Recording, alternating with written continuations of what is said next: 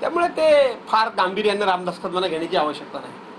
छगन भुजबळ यांच्याप्रमाणे उद्योगमंत्री उदय सामंत यांनी देखील भास्कर जाधव राजकारणातून निवृत्त होऊ नये, त्यांच्या अनुभवाचा फायदा हा महाराष्ट्राला होईल असं विधान केलं. चांगली गोष्ट आहे. त्यांनी माझ्याबद्दल जर उदय सामंतांनी सद्भावना व्यक्त केली असेल तर आनंदच आहे. अशाच पद्धतीनं आपल्या रत्नागिरी जिल्ह्यामध्ये आपण वेगवेगळ्या विचारामध्ये वेगवेगळ्या पक्षामध्ये जरी काम करत असलो तरी निश्चितपणे एकमेकाला आपल्या जिल्ह्याच्या विकासाला फायदा होत असेल तर एकमेकाबद्दल सहानुभूती ठेवली पाहिजे. त्यांनाही वेगवेगळी मंत्रिपदं मिळाली. मी कधीही त्यांचा द्वेष केला नाही. तो त्यांच्या नशिबाचा भाग आहे. ती कशी त्यांनी मिळवली हे त्यांचं कौशल्य असेल, पण मी त्यांचा द्वेष केला नाही. त्यामुळे त्यांनी जर माझ्याबद्दल चांगले विचार त्यांनी व्यक्त केले, मी बघितलं, मी ऐकलं.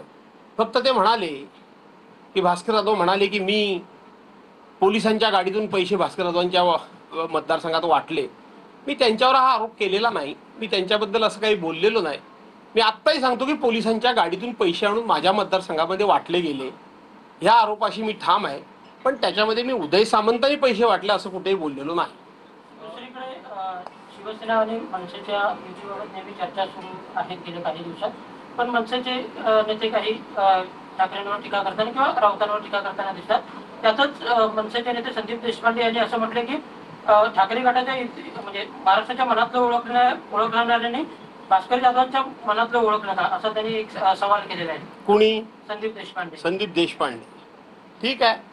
आता तुम्ही म्हणालात की त्यांनी संजय राऊतांच्यावर आमच्या टीका केली, तर संजय राऊत त्यांना सोडतील का असं तुम्हाला वाटतं का?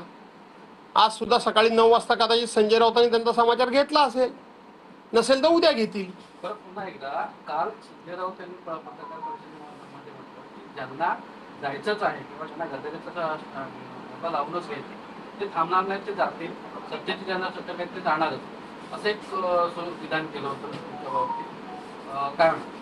हे विधान संजय राऊतांनी माझ्या बाबतीत केलेलं नाही. हे विधान करत असताना अजितदादा पवारांबरोबर जे आमदार गेले त्यांच्याबद्दल त्यांनी विधान केलं. आता ते त्यांनी त्यांच्याबद्दल केलं त्याला उत्तर अजितदादा पवारांचे लोक देतील किंवा देणारही नाहीत.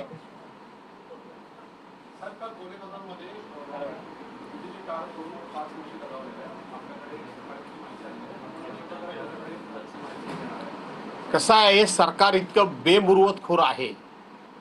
या सरकारचा अधिकाऱ्यांच्यावर कुठल्याही प्रकारचा आता दबाव, प्रशासनावर कुठल्याही प्रकारची वचक राहिलेला नाही. मंत्री नुसते येतात आणि सगळं गुडी छान उत्तम असं करतात आणि निघून जातात. 5 म्हशी त्या शेतकऱ्याच्या मेल्या, तो हा शेतकरीचा इकडे यावं, ह्याच्या चेहऱ्यावर बघा हा किती